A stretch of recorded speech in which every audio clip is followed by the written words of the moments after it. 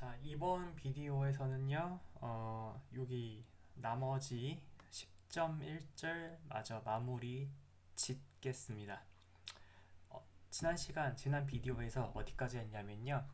자, 첫 번째 주성분의 정의를 하고요. 그 다음에 첫 번째 주성분이 기하학적으로 가장 가장 데이터가 이 자료 점들이 가장 이쪽으로 정사형시켰을 때 가장 퍼져 있을 수 있는 방향으로 직선이 그어지는 방향이 이 첫 번째 주성분의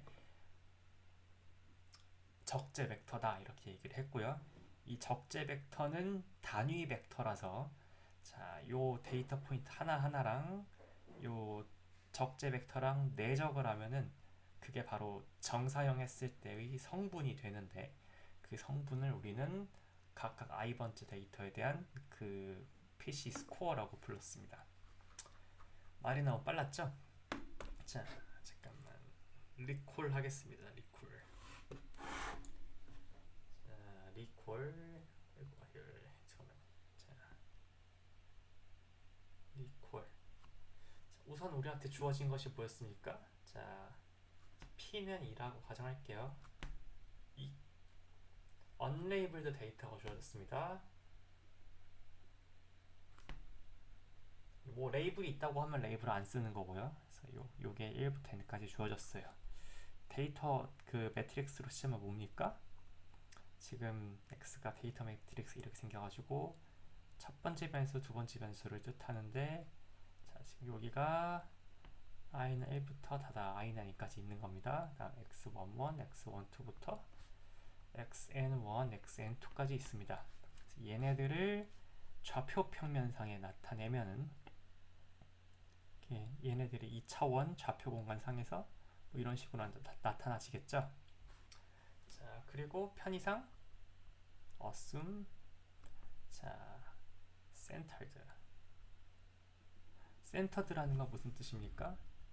자, 각각에 대해서 요 테이블을 칼럼 와이즈로 평균을 냈을 때 다 평균이 제로라는 뜻이죠. 제로가 아니었으면 제로로 그냥 표본 평균 구해서 빼주면 되고요. 자, 제로 센터를 기하학적으로 나타내면 지금 우리가 찍은 데이터의 원점이 지금 여기 딱 정중앙에 찍힌다라고 가정을 하는 거죠. 자, 그래서 만약에 우리가 제로 센터가 아니었던 데이터를 갖고 있다라고 하면은 지금 탁착착 표본 평균을 빼줌으로써 이렇게 원점이 평균이 되도록 맞춰 주었습니다. 자, 거기에서 첫 번째 PC 로딩 벡터 자, A1 또한 자, 각 X 점들이랑 마찬가지로 다 RP 승에 있는 P차원 벡터인데요. 어떻게 정의를 했었죠? 자, 이 녀석은 무언가의 최대화원입니다. 물론 크기가 1인, 그러니까 단위 벡터 중에서 어떤 성질을 최대화하는 녀석인데요. 그게 뭐였냐면은 자, 맨 마지막식만 쓰겠습니다. i부터 n까지 xi, xit 다음에 ai, a1 자, 이게 뜻하는 것이 무엇이었죠? 자, 요 녀석의 뜻하는 게 뭐였냐면은 베리언스였습니다. 어떤 베리언스였어요? 자, 그 표본 분산이었습니다. 어떤 표본 분산이었냐면은 자, 모든 이렇게 2차원 레코드에 대해서 다 A1 임의의 A1 방향으로 다 내적을 시켜줬어요. 지금 A1의 단위 벡터니까 이게 뜻하는 게 뭡니까? 자, XI 레코드를 모두 AI, A1의 방향으로 정사형 시켰을 때 성분입니다.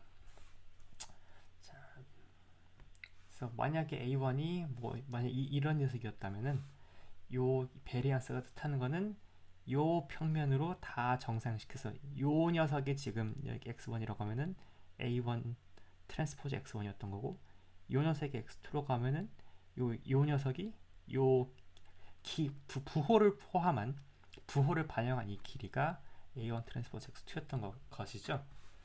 자, 이 성분들은 각각이 스칼라이겠고, 부호를 포함한 스칼라가 있고, 그래서 그 스칼라들의 분산을 최대로 만드는 지금 이 방향을 찾겠다는 게 첫 번째 주성분 로딩 벡터의 뜻이었습니다. 자, 그래서 정사형시켰을 때의 정사형시킨 그 성분들의 분산이 가장 커지는 방향, 직관적으로 뭡니까? 그리고 직관적으로 가장 이렇게 흐트러져야겠죠? 이렇게 가장 그 축으로 그었을 때 널리 퍼져 있어야겠죠? 자, 그래서 직관적으로 기하학적으로 봤을 때 뭔가 이 방향쯤이 이제 A1 해실 겁니다.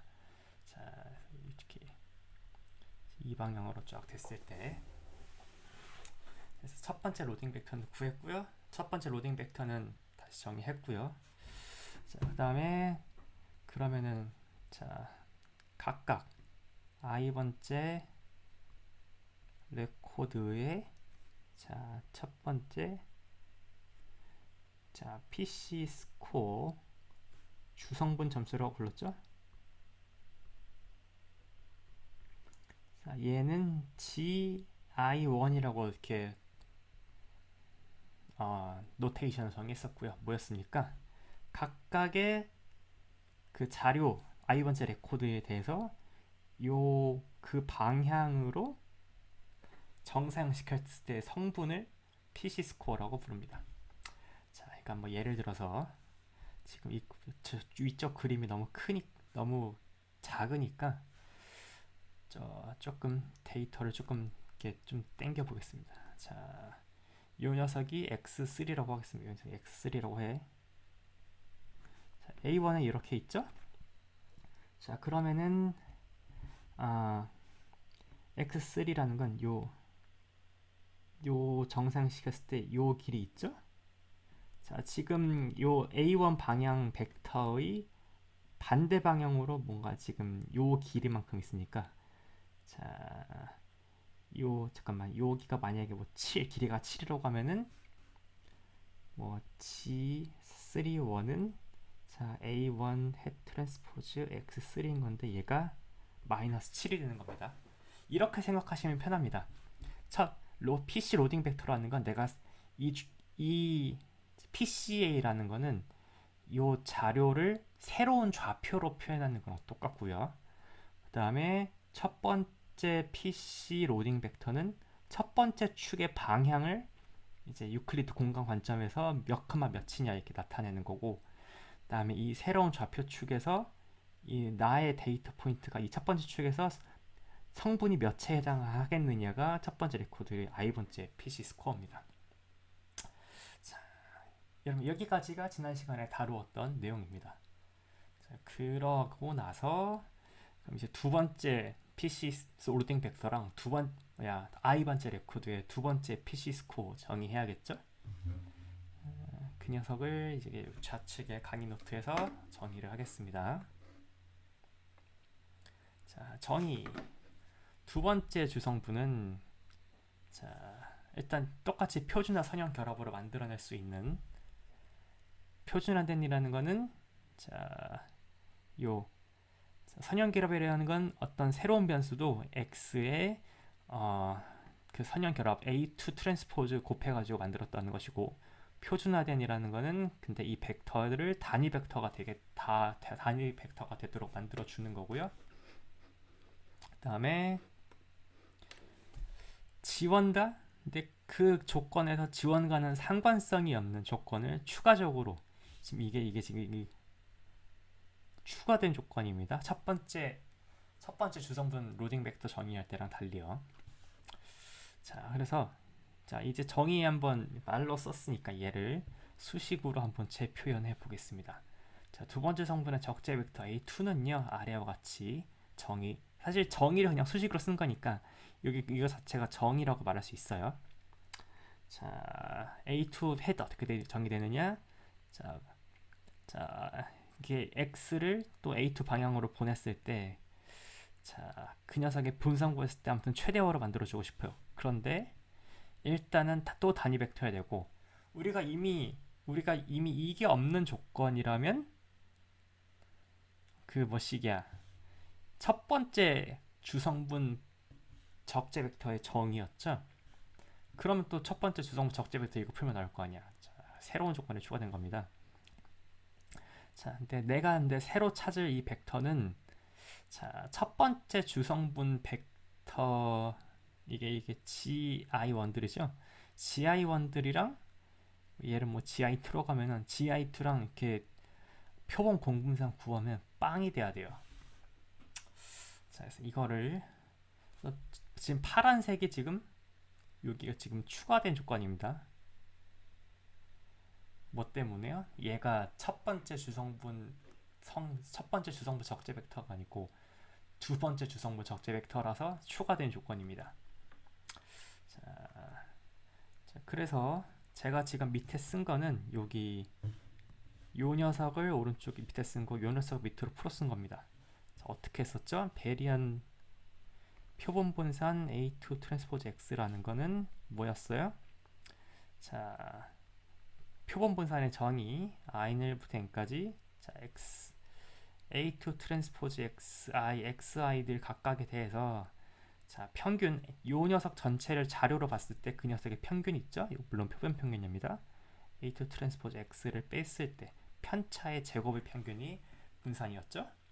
얘를 정리하면은, 자, 우리는 지금 x가 모두 평균의 제로라고 맞춰 놓은 상태이기 때문에 이게 싹 날아가고, 여기 A2를 밖으로 꺼내면은 n분의 i1부터 n까지 x, 잠깐 미안,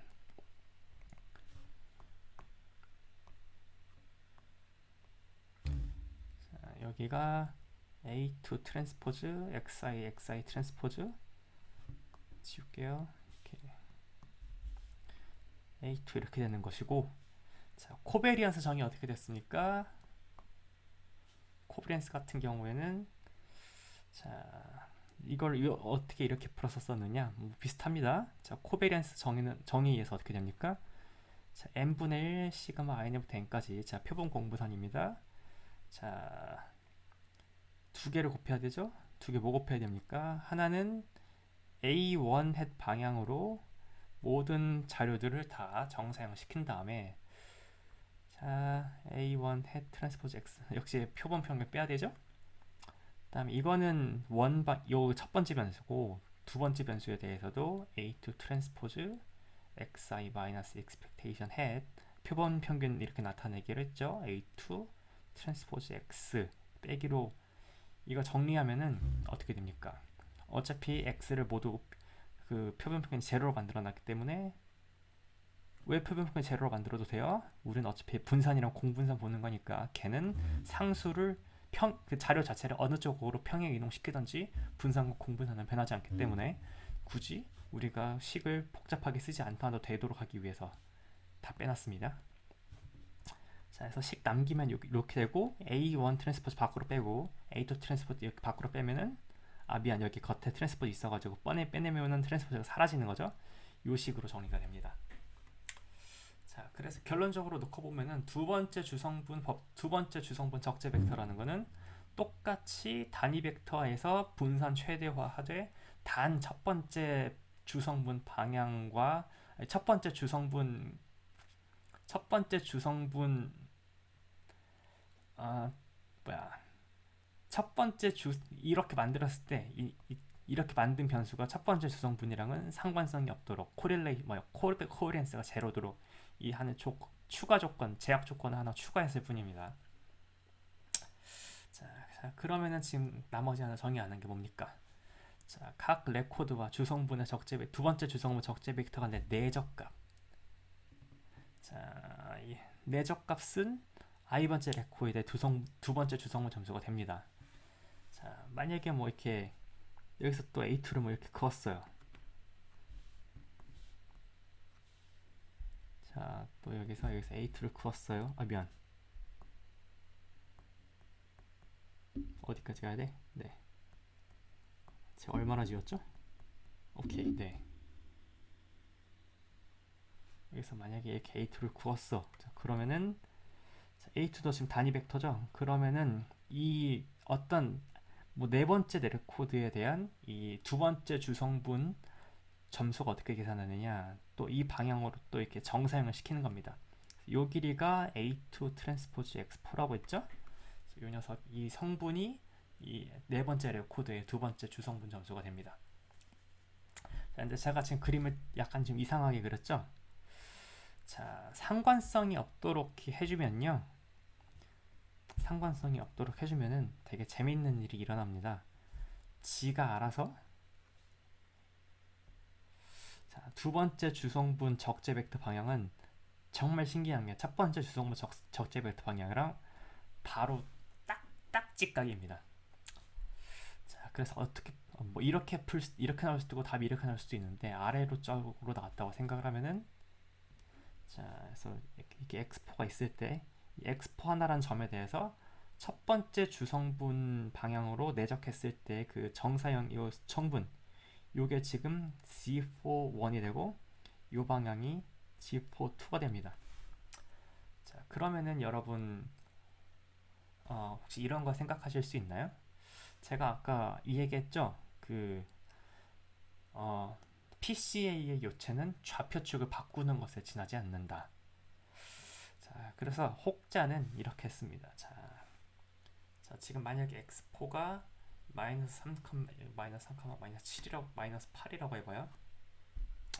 자, 사실 우리는 지금 그러니까 그냥 뭐라 그러냐, 주어진 데이터를 그냥 보는 방법은 마이너스 3 곱하기 단위 벡터 1,0 더하기 마이너스 8 곱하기 0,1 이게 마이너스 3과 마이너스 8 단위 벡터 두 개에 대해서 그 주성분의 마이너스 아니 그 두 개의 단위 벡터에 대해서 이 단위 벡터 방향의 성분 마이너스 3, 이 단위 벡터 방향의 성분 마이너스 8 두 개의 선형 결합이라고도 볼 수 있죠. 자, 그런데 PCA를 하고 나면 이걸 어떻게 해석해 주는 겁니까? 자, 이를테면은 자, 오른쪽에서 지금 X4라고 찍었고 지금 A1 방향으로 이렇게 내적게 정사형시켰을 때 여기 길이가 뭐 5라고 해봐요. 자, 그 다음에 뭐 여기가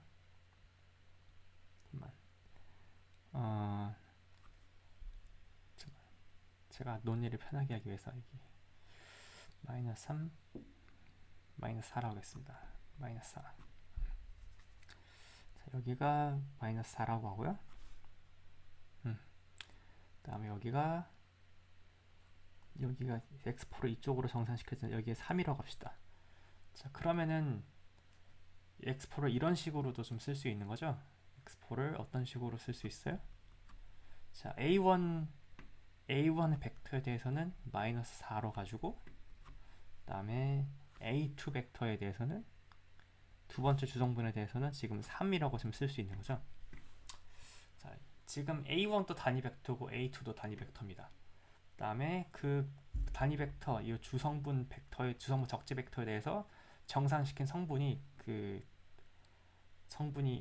이렇게 주성분 점수니까 그 주성분 점수를 이렇게 쓰면 자, 마이너스 4, 마이너스 3, 마이너스 4를 요 벡터의 마이너스 3배 곱하기 더하기 요 벡터의 마이너스 4배를 가지고 다시 써줄 수 있게 되는 거죠. 자, 아니 그러면은 이렇게 생각하실 수도 있습니다. 아니 그럼 어차피 PCA라는 건 축 바꾸기에 지나지 않는 거야? 그러면은 축은 대체 왜 바꾸는 거야? 되게 좋은 질문이죠. 여러분 PCA를 해서 굳이 축을 바꾸는 이유는 축을 바꾸는데 축을 좀 좋게 바꾸는 겁니다. 어떻게 좋게 바뀌었죠? 이 축으로 봤을 때 가장 분산이 최대고 두 번째 축으로 봤을 때 그 다음으로 분산이 최대고 그 다음에 그 다음 축으로 봤을 때 분산이 그 다음으로 최대인 겁니다.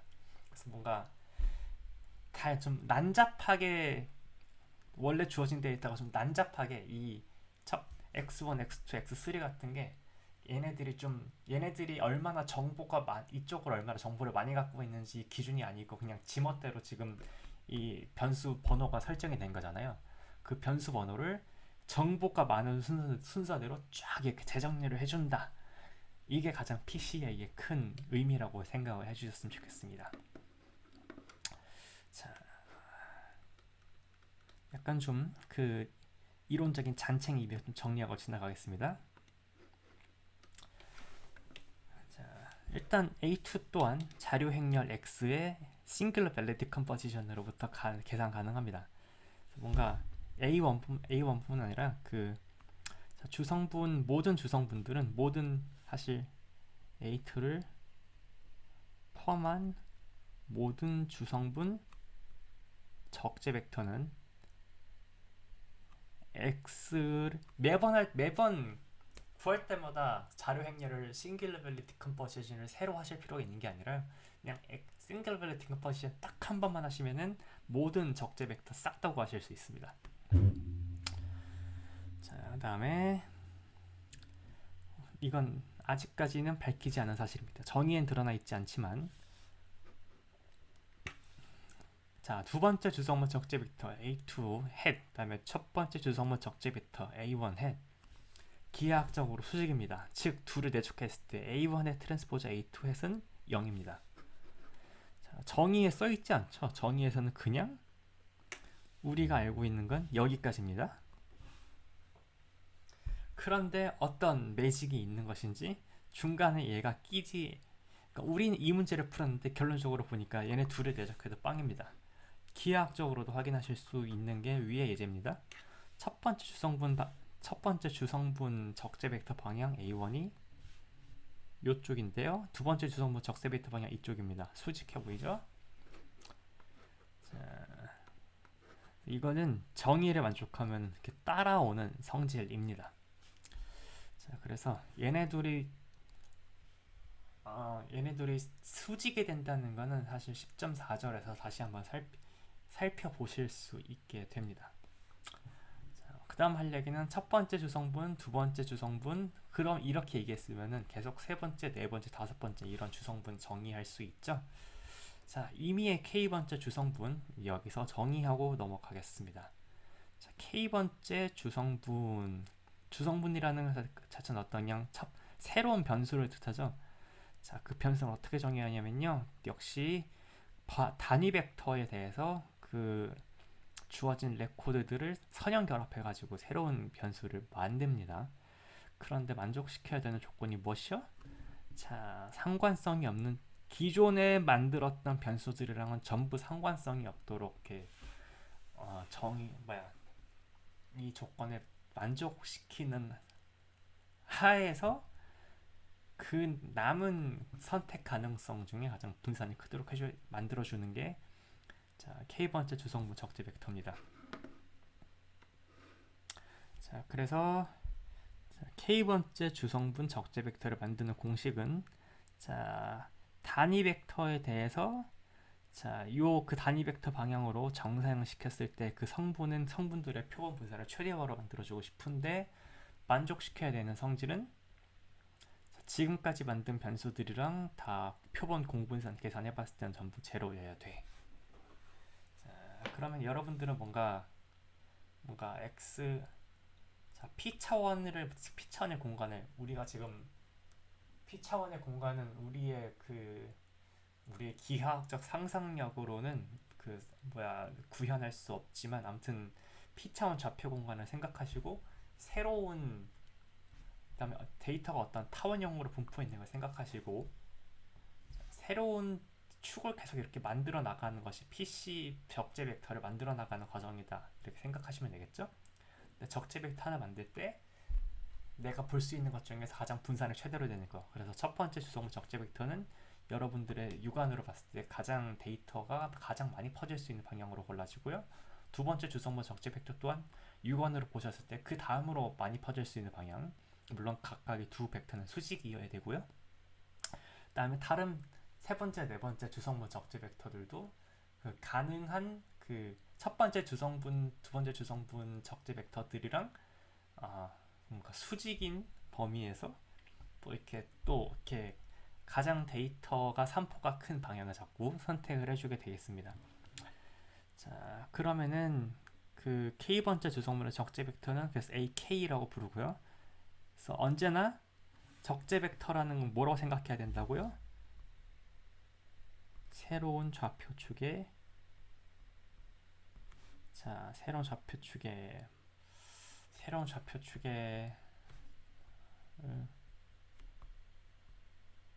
대표하는 단위 벡터 이렇게 얘기하면 좋을까요? 네, 혹은 새로운 좌표축에 여러분 선형자서 배우셨으면 그냥 기저 벡터라고 쓰면 되겠죠? 표준 기저 벡터라고 생각하시면 되겠죠?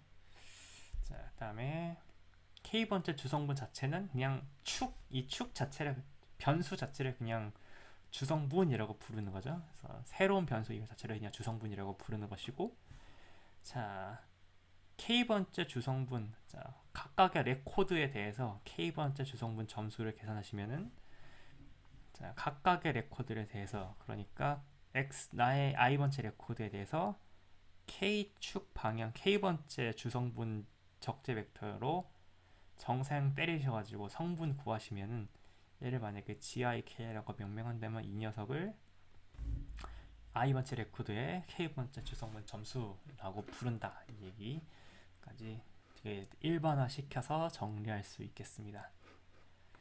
자, 너무 추상적인 예제를 했으니까 이제 예제를 한번 살펴보고요. 다음에 이 녀석이 ISLR 그 책의 13.6절, 13.2절, 3절인가 그 실습에 다시 한번 등장하니까 그림으로 한번 보시고 이거를 또 실습을 해보죠. 자, 우리한테 주어진 건 뭐냐면요. 자, n은 50짜리, i는 1부터 i는 50까지 있는 녀석이고요. 다음에 칼럼 수는 4개입니다. 쩍쩍쩍쩍 있고 쩍쩍쩍쩍 있습니다. 자, 그래서 i는 1, i는 50까지가 이 USA의 미국의 50개 주를 뜻하고요. 다음에 3개 범죄의 10만 명당 발생 건수, 이렇게 assault, 다음에 murder 아니면 rape, 다음에 이게 세 번째 3개의 컬럼에 쫙쫙 채워지고요. 그 다음에 도시지역 거주 인구수가 얼만 팝이 네 번째 컬럼에 채워집니다. 그래서 각각의 xi 하나가 이렇게 R4에 있죠. 자, 그 다음에 각 컬럼별로 자 표본 평균을 다 0으로 만들어주고 표본 분산을 1로 스케일링 한 다음에 자 PCA를 실시했습니다. 자, 그 다음에 뭐 그렸습니까? 자, first principal component랑 second principal component를 이렇게 써놨죠. 이게 무슨 뜻이냐면은,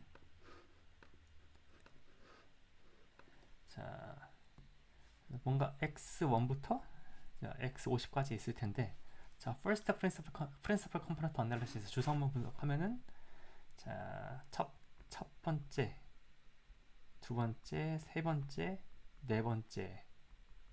자, 여러분 주성분 분석하시면요, 라스트로 나올 수 있는 그 주성분 개수가 이 차원의 개수를 넘지 못합니다. 자, 그래서 4개까지 뽑고, 그러면은 A1 head, A2 head, A3 head, A4 head 있겠죠?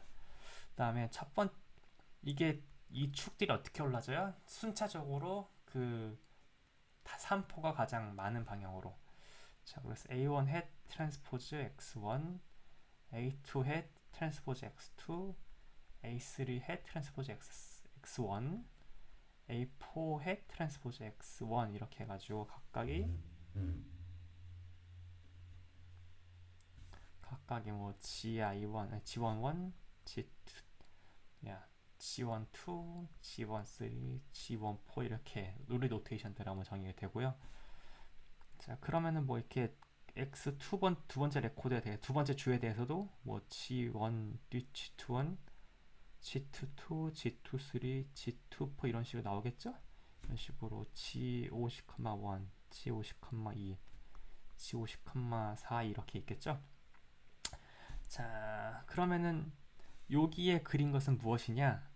자, 첫 번째 처음 두 개의 주성분 적재 벡터 방향에 대해서, 자, 기억나시죠? 그 주성분 분석은 축 바꾸기. 자, 그래서 첫 번째 축이랑 자, 두 번째 축으로 두 번째 축을 두 번째 축에 이렇게 첫 번째 A1 햇이랑 A2 햇을 이렇게 돌려가지고 A1 햇과 A2 햇이 정중하게 오도록 갖고 왔어요. 그다음에 각각을 다 GI1, GI2를 다다다다 찍은 겁니다. 여러분 하실 수 있겠나요? 자, 그 PCA의 가장 큰 용도 중에 하나가 시각화라고 했죠. 지금 그 시각화의 요체를 지금 보고 계신 겁니다.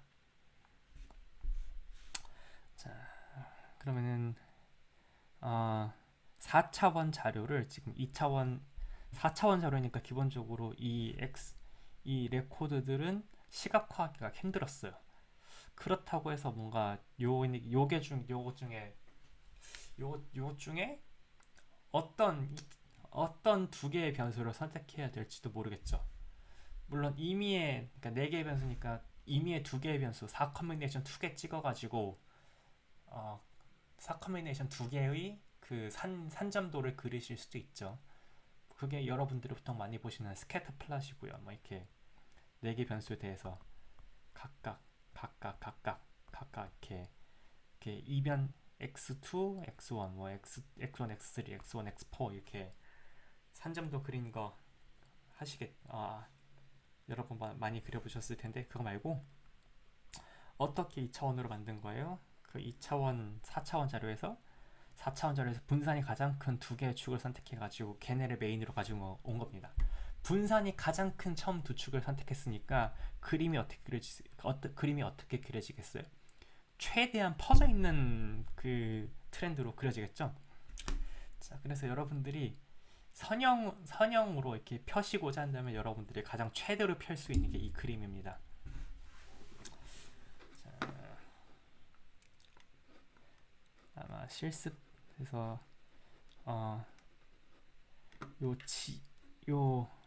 만약에 P차원 자료가 주어졌을 때 맨 처음 두 개의 주성분을 택해가지고 그림을 그린다.